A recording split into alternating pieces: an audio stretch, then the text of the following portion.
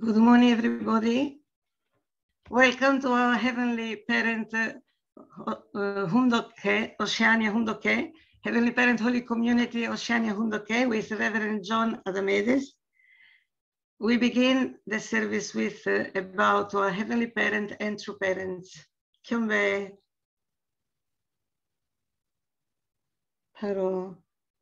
Let's recite the family pledge both in Korean and in English. 가정 멘세 3. 천일국 주인 우리 가정은 찬사랑을 중심하고 4대 신정권과 3대 왕권과 관조권을 완성할 것을 맹세하나이다. Family pledge number 3. Our family, the owner of Cheonilguk, pledges to perfect the 4 great realms of heart, the 3 great kingships, and the realm of the royal family by centering on true love. Please join me in prayer. Our most beloved Heavenly Parent, true parents of heaven, earth, and humankind, we greet you this morning, and in this morning, all our focus and all of our brothers and sisters all over the world, focus is with our true mother in Korea and with all the events that are about to take place. Father, Heavenly Parent, all our leaders are preparing to go. Some of them have already arrived in Korea. And this time we want to be 100% in our heart united with our leaders.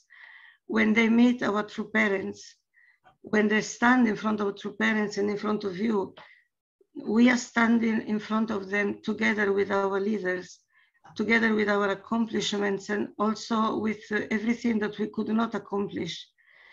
They are taking responsibility for all of us in front of the true mother. And we really want to repent very sincerely. And we want to take this time to really clean up everything that we can see in ourselves that need to change for your blessing to really come through and for us to be able to be used by you in the way that you want to use us to fulfill your will on this earth. I want to pray now for this service, this morning service. I pray for Reverend Yutaka Yamada, who is already in Korea, and for Reverend John Adamedes, who is replacing him this morning. I offer this prayer to you in all of our Central Blessed Family names. Aju. Good morning, everybody. Thank you for your patience. I'll invite Reverend John to share with us. So good morning, everyone. So as you can see, today's message, I'm going to read a speech that Father gave, God's Fatherland and the Peace Kingdom. And Father gave this at the World Summit on Leadership and Governance in January 27, 2004. So I'll just begin. Respected current and former heads of state, distinguished world leaders, ladies and gentlemen, I'd like to convey deep appreciation for your many expressions of congratulations on this occasion of the birthdays of my wife and mine. But this is not for us. I'd like to offer all of this as glory to God, who has protected us until today. Early in our lives, we were called by God and have devoted our entire lives to fulfilling his will. Therefore, I cannot accept your congratulations without including God in this celebration. For my address this evening, I would like to talk about God's Fatherland and the Peace Kingdom. Ladies and gentlemen, what kind of world would have been realized if Adam and Eve, the first human ancestors, had not fallen? Adam would have become the head of that family, the tribal leader of that tribe, and the king of that nation. That world would have begun from that ideal of Adam and would have become Adam's world, where only the tradition, language, culture, and lifestyle of Adam would have existed. That world would have been Adam's fatherland, as well as God's fatherland. But unfortunately, human history began with the fall of the first human ancestors. Our world was reduced to being under the dominion of Satan, a world that had nothing to do with God. Humankind was originally meant to establish and live in a peace kingdom for eternity with God as their true parent. But instead, the human race became enslaved to Satan, the origin of evil, residing in a world ridden with sin and suffering. This has brought great anguish to God. Please think about this in the context of your own life. Contrary to the will of the Creator, our minds and bodies are in constant struggle and conflict. Has there been anyone who has completely unified his or her mind and body? Among the 6 billion people of the world today, has there been anyone who has lived according to the original relationship, where the body is in complete submission to the mind? What about the societies and nations of today's world? The barriers of conflict and selfishness rooted in the mind and body of the individual existed even before societies and nations like an impregnable fortress. Human beings were supposed to live as brothers and sisters, yet the interracial strife that we see today still remains as a crucial problem threatening world peace. Religions originally had the mission of reviving human spirituality, thereby accomplishing the will of God by bringing humankind back to Him. But religions have abandoned their original mission and instead are lost in the swamp of prejudice and conflict. This has escalated to the point where today we see them being used as tools for bloodshed and war. Where does our original mind lead us? Does it indicate that we desire to live oppressed within the many walls and boundaries that surround us? It does not. The world that we desire is a place where no barriers or borderlines are seen. It is a world of freedom and peace. All people long for that kind of original fatherland. It is the fatherland that for thousands of years God has sought to establish. Likewise, it is the fatherland that humankind has longed for throughout history. Of course, when we talk about a fatherland, it may denote a particular nation, but the original fatherland cannot be compared to any nation of today's secular world. To establish a nation, there needs to be sovereignty, people, and territory. When we look at history, we can see the rise and fall of nations, the countless transitions of sovereignties, and a great many lives sacrificed in the process. All these martyrs died in the hope that the original fatherland would someday appear. But that does not mean that the United States or Korea or any other nation can become the fatherland which these people have longed for.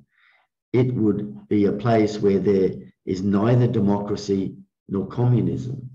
Such a fatherland would have no need for any religion.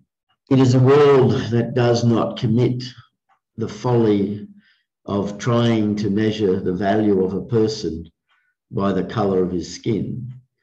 It is a place that does not allow any form of boundary or national border, including the barriers that divide the mind and body within each individual, bringing pain to them all. Ladies and gentlemen, this very planet Earth on which we live, the entire globe, is the very fatherland that humanity has longed for. It is the fatherland for which God has longed for tens of thousands of years.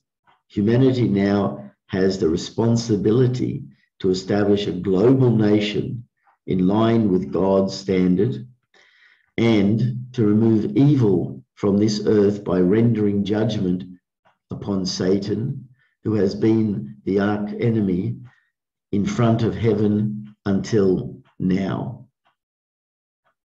In doing so, a heavenly kingdom of peace on earth with goodness at its center will be brought about.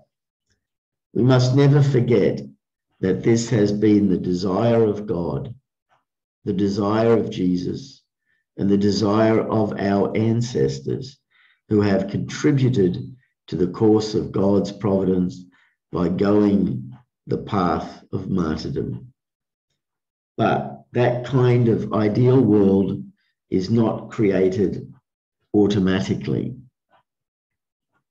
It is not something that anyone can have just by wishing for it. It is impossible to attain unless we, the offspring of the fall, receive a new blood lineage through the marriage blessing and practice a life of true love.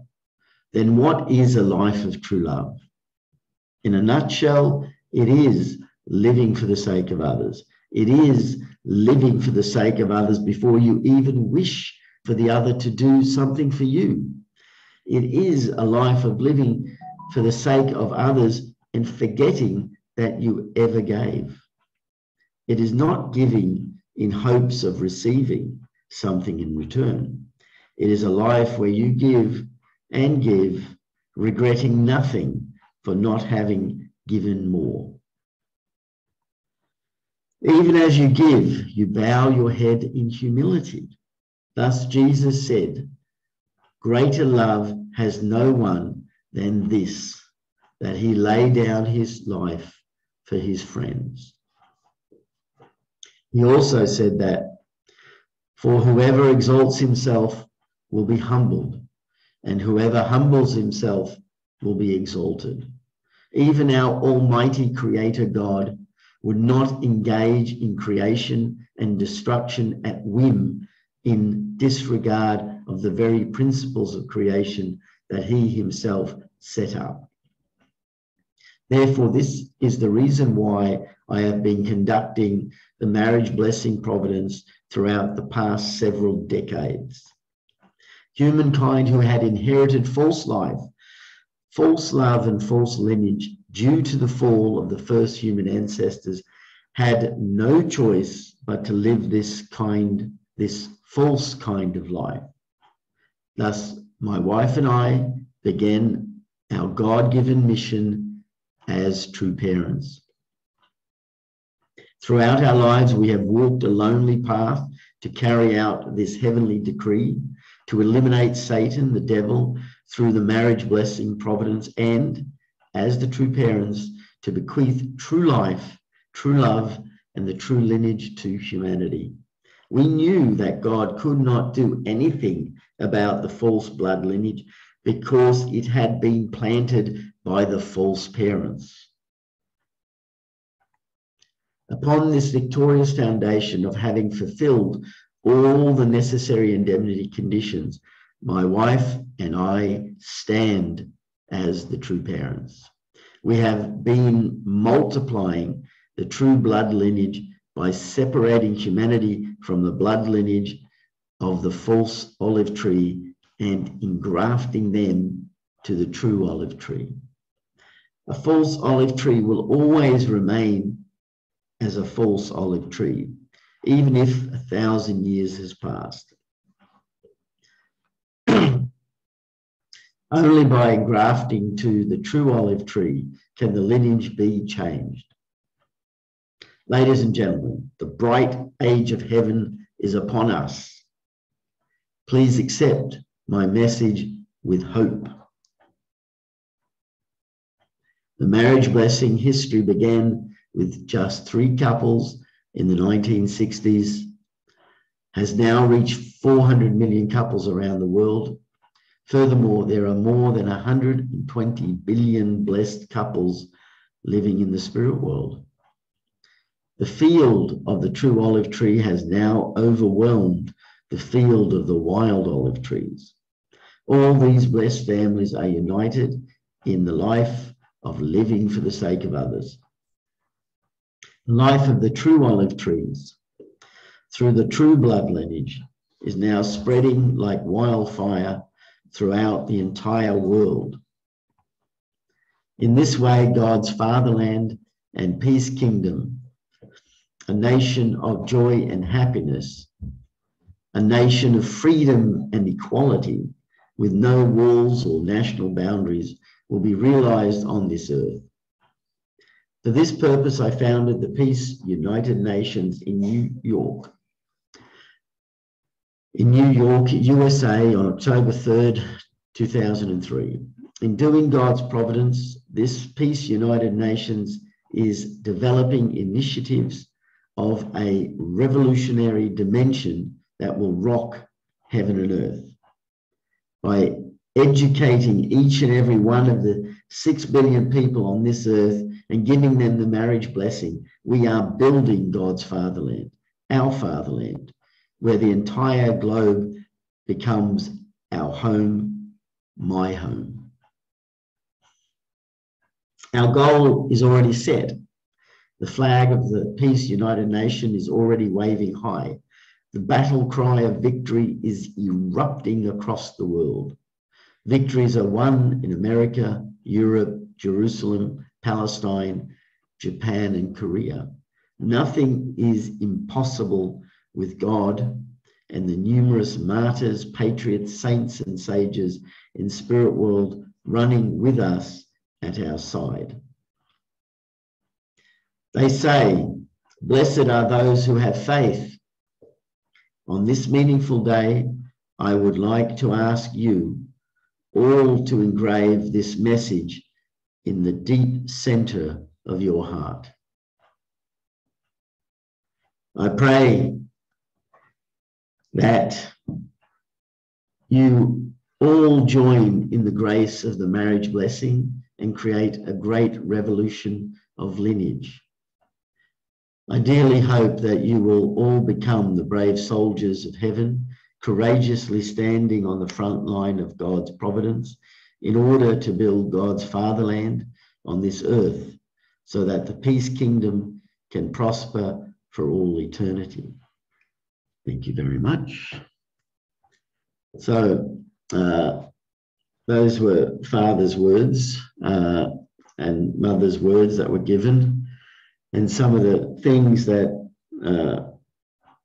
I highlighted was, it really is, if I can go back a bit to some of the points.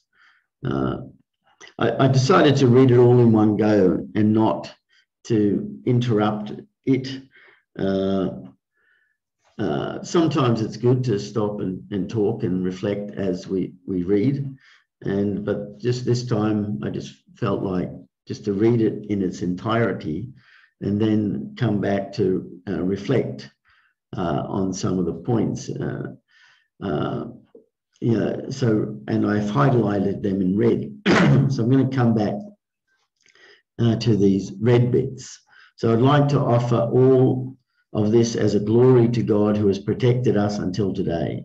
Early in our lives, we were called by God and have devoted our entire lives to fulfilling his will. And, this is, Father and Mother, they're having their birthday. And just as we're going to soon celebrate Father and Mother's birthday again, and holy wedding, and also having the blessing and the different ceremonies that are happening in the next few days, that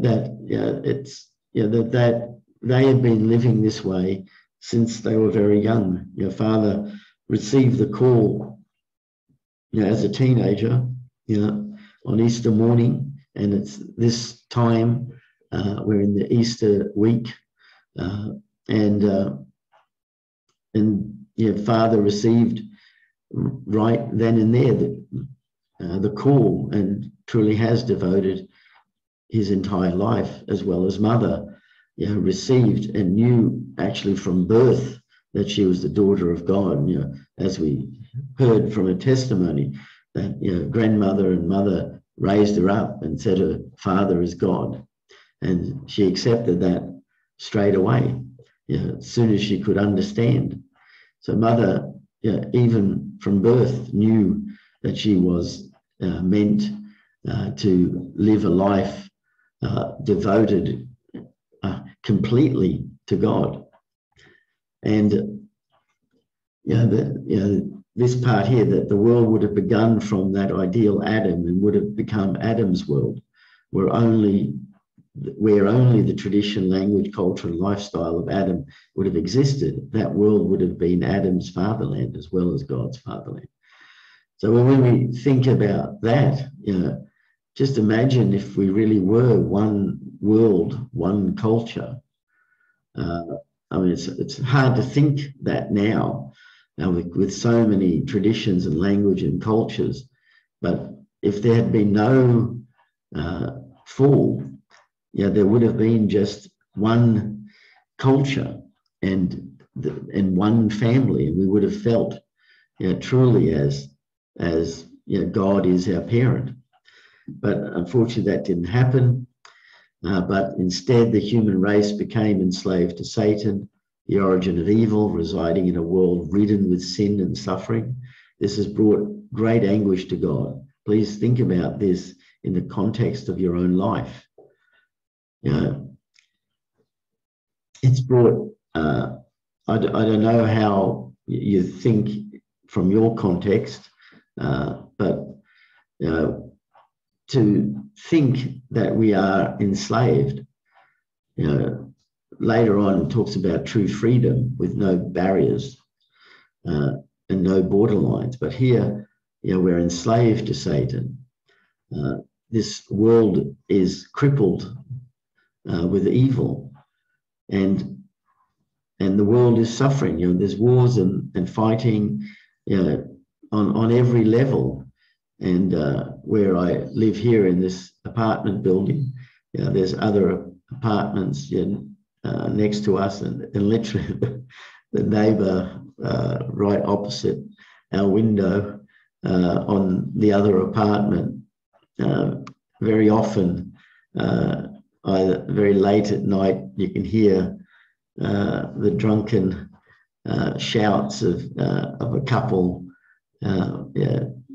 fighting, and when I listen to that, I think many thoughts. You know, sometimes I think, oh, wish they'd be quiet, or, you know, can they? And then other times I think, I wonder, you know, how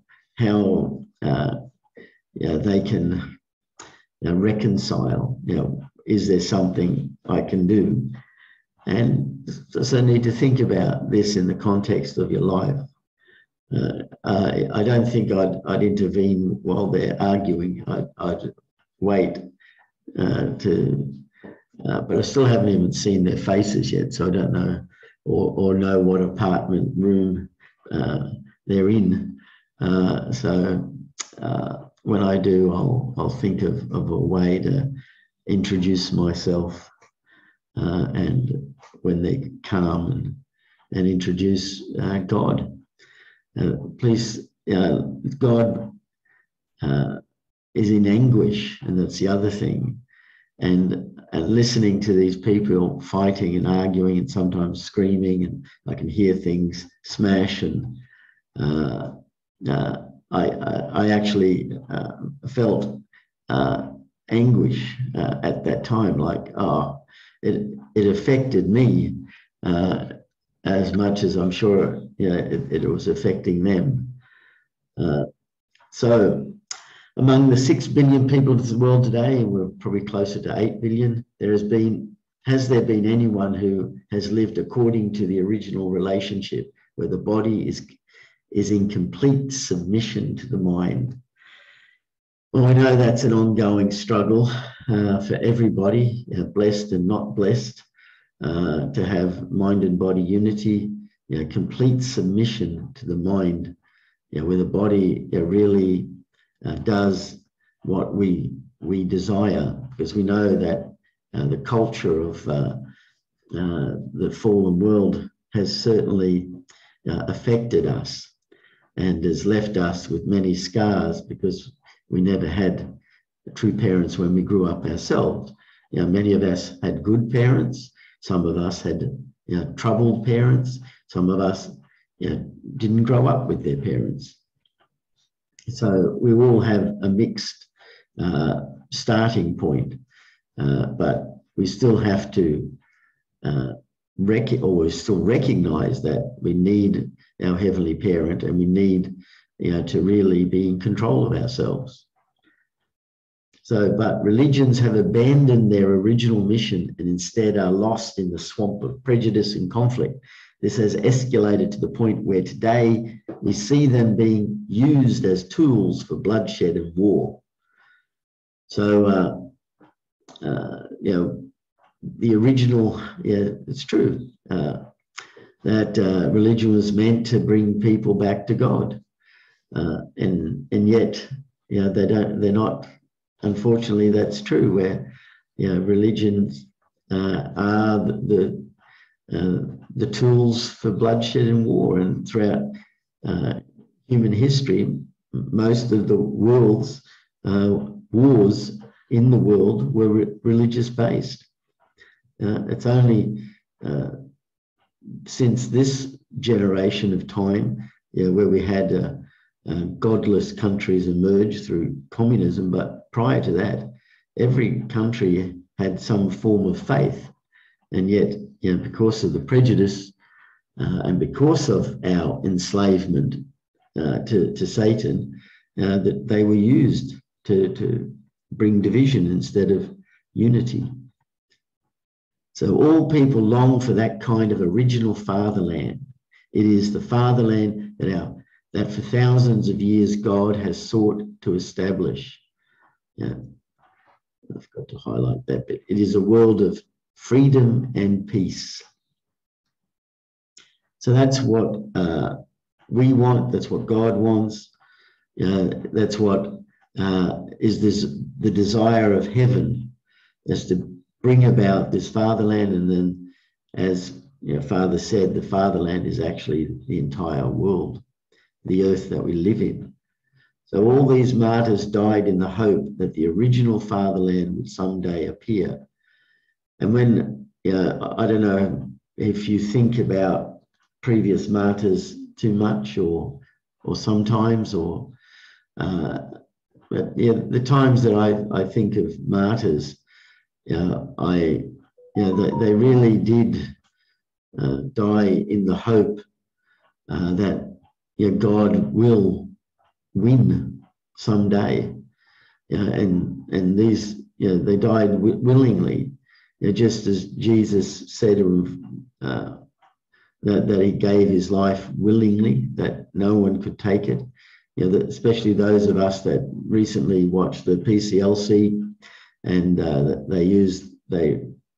read that quote from John 16 to 18, I think it was, where Jesus talked about that. It's his life, he's in control, and he chooses when to lay it down. I think the same with many of these martyrs. Though it looked like the world was killing them, just like it looked like the world was putting Jesus on the cross, but Jesus is the one that gave his life, gave without resentment. The same with these martyrs. They gave their life in hope, that the world would be returned to God, and that their life was part of the offering to enable that to happen. And we have many martyrs in the past and martyrs today. So, ladies and gentlemen, this very planet Earth on which we live, the entire globe, is the very fatherland that humanity has longed for. And that's something that we keep on needing to remind ourselves. Even though we're asking for and praying for and expecting this year that North and South Korea will be united, Your mother declared it, and the person that mother desired to be the president was elected, and I'm sure the process for unification is underway. But that's not the ultimate fatherland. I mean, God created the whole world. Even in John 3:16, for God so loved the world. With the emphasis is on the world. So the world, this planet, is the entire fatherland, and every corner of it needs to be returned and restored back to God. And that's why true parents accepted and went on this mission. So we must never forget that this has been the desire of God, the desire of Jesus, and the desire of our ancestors who have contributed to the course of God's providence by going the path of martyrdom. Okay, so they've gone the path of martyrdom. And when I read that, laid down their life, Jesus laid down their life, and all of these saints and sages and the apostles, and after Jesus gave down their life. And when I was reading this, that even God gave down his life. God became a martyr. It occurred to me, God was the first martyr, because he instantly after the fall embarked on the path of restoration and practicing unreservedly the principle of living for the sake of others, to the extent that God is 100% in us. And so, it requires a lot of effort. It's not like the last line, but that kind of ideal world is not created automatically. It requires the utmost intense desire that we could possibly muster to be able to go the way, the course of the pioneers, the course of the martyrs, is a lonely one, and many of us have experienced that in our own missions. So in a nutshell, and we know this over and over again, it is living for the sake of others. It is living for the sake of others before you even wish for the other to do something for you. It is a life of living for the sake of others and forgetting that you ever gave. I mean, that's an amazing sort of thing to think about. Over and over again, God has given to us, and that we need to do the same. Over and over again, we have to give to others. And remembering that as we give to others, we're actually giving back to God. We think about how can we return our love to God, and it's in the principle, living for others. As soon as we give to someone else without any expectation, without any realization that you've given, to the point that you forget that you gave, then you just give it again because it becomes a natural part of the way you do things. When we get to that point, then we can start to bring a smile back onto God's face. So even our almighty creator God would not engage in creation and destruction at the whim, in disregard of the very principles of creation that he himself has set up. And that's the other point. God can't abandon us because we are God. It's so deep, that we know the parent-child relationship is the core.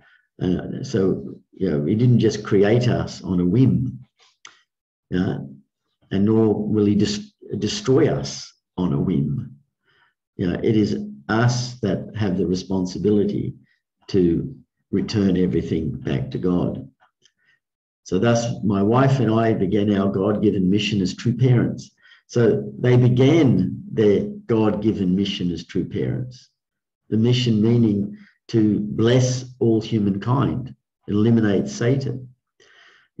So we tend to think that before the marriage blessing, that true parents were true parents, but actually it's only at the holy wedding in 1960 when they became true parents and their mission began. The real mission. Everything else was preparation. Everything else was understanding God's heart 100%. So we knew that God could not do anything about the false blood lineage because it had been planted by the false parents. And so that's why we needed true parents, because only through the restored Adam and Eve can it be returned.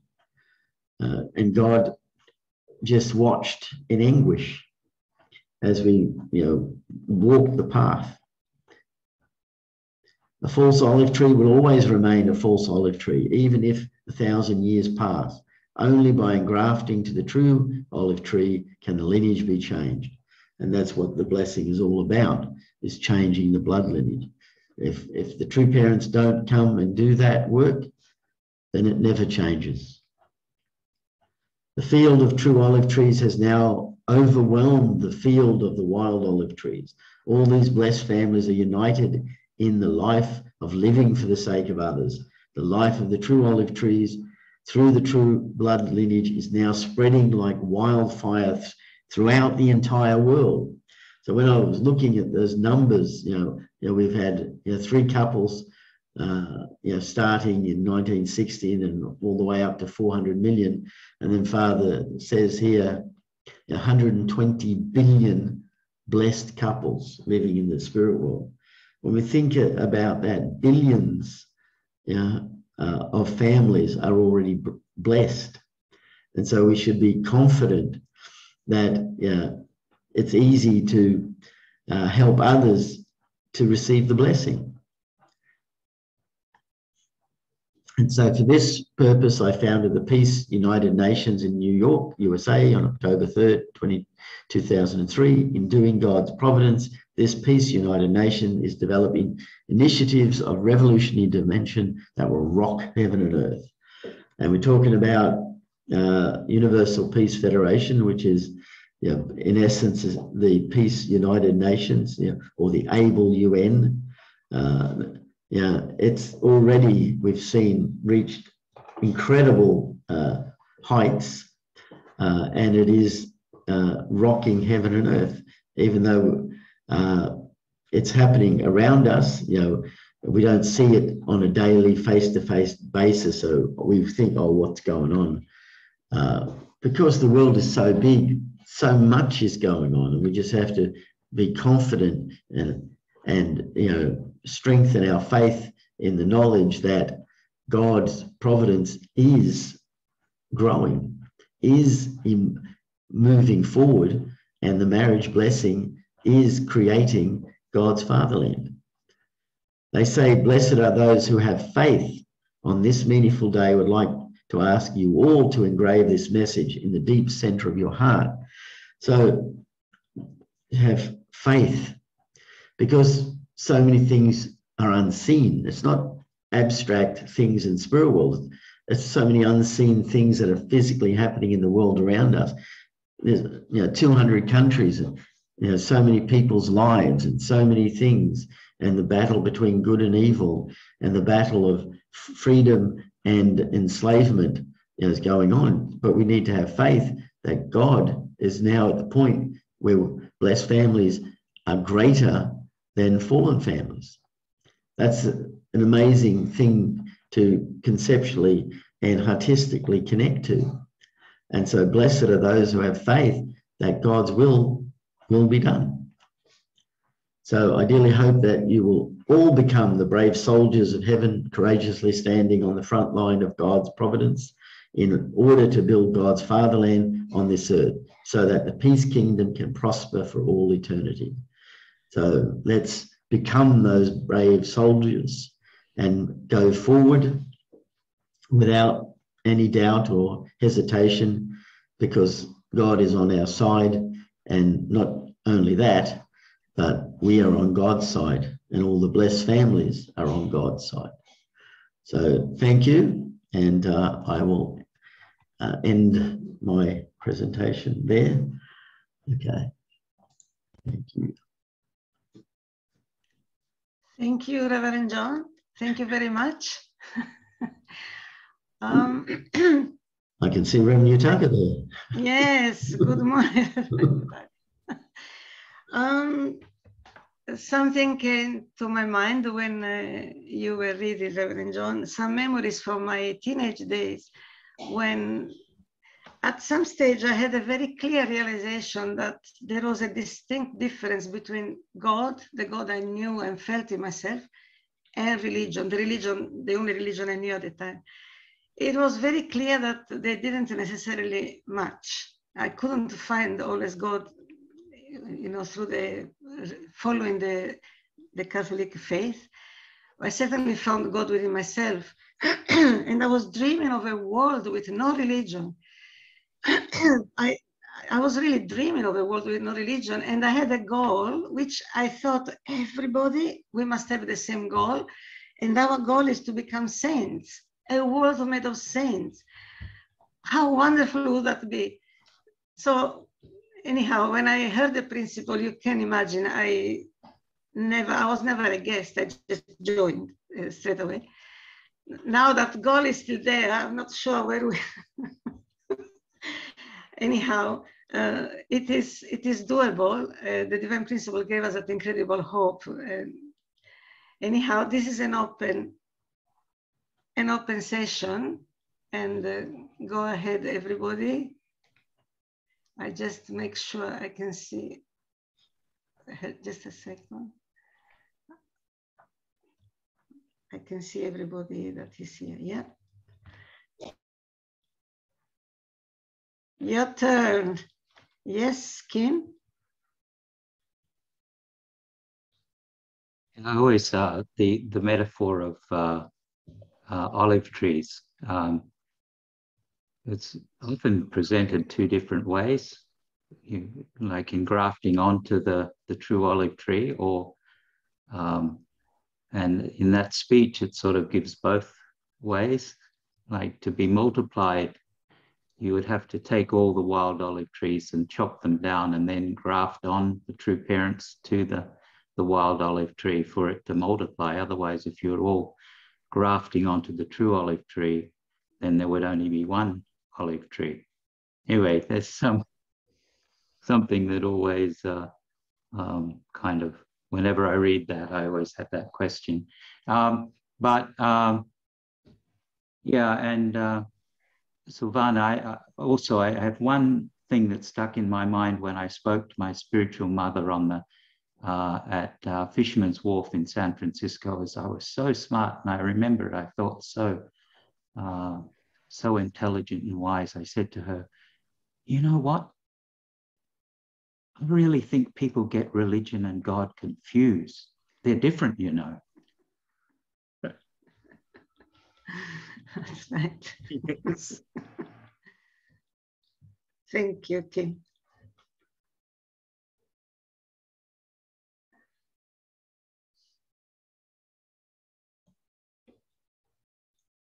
Mr. Arai? So, thank you, Silvana, for supporting this MC for Hoon Dok. And so today's Father's reading it is incredible. I think one of the most, important point. And I really feel, yes, true parent is really true parents, and also Messiah. That content is really true, and like think of the entire world, this planet, and that time 6 billion people, and father is Korean, but not focus Korean tradition. It's Adam's culture. It is incredible, the point. Then just today is about the religion have abundant their original mission. Religion have abandoned their original mission. I really feel this time at the PCLC 4-5 denomination, everyone pray for peace for Ukraine. It's encouraged for the prayer. Then in about the religion side, religion war, Russian Orthodox and Ukraine Orthodox is kind of fighting. Especially Russian Orthodox top is I think came from KGB, and he is not only religious leader, political leader, and complete under control from Mr. Putin. So their propaganda and also support for invasion, it is incredible. And they say it's Ukrainian people are evil, then their spirit is it's a dirty, must clean up, must kill. So religious Orthodox Church is supporting this propaganda or pamphlet. That's why when Russian soldier killing Ukrainian people, you're dirty, are killing you. Then religious, it's it is so much influence, so many people gather, but top of it's Russian Orthodox people, incredible working evil. And really it's this father's message, religion have abandoned their original mission. So I think this father's message is true, and really true love, and really come from God. So not religious is wrong. I think the people is organizing. People influence. I think also China too. Catholic top was recommended from a Chinese political leader. This causing trouble in the world. So really, I think it is a very difficult time, but I think God boys, true parent boys, and can reach to the world, I pray. This is point, I pray for that. Okay, Thank you. Thank you. Douglas? Yes, thank you. Yeah, I think everyone has a little piece of the puzzle here, but I just want to add a little biblical history to the subject. What's happening right now is like a fruit of history.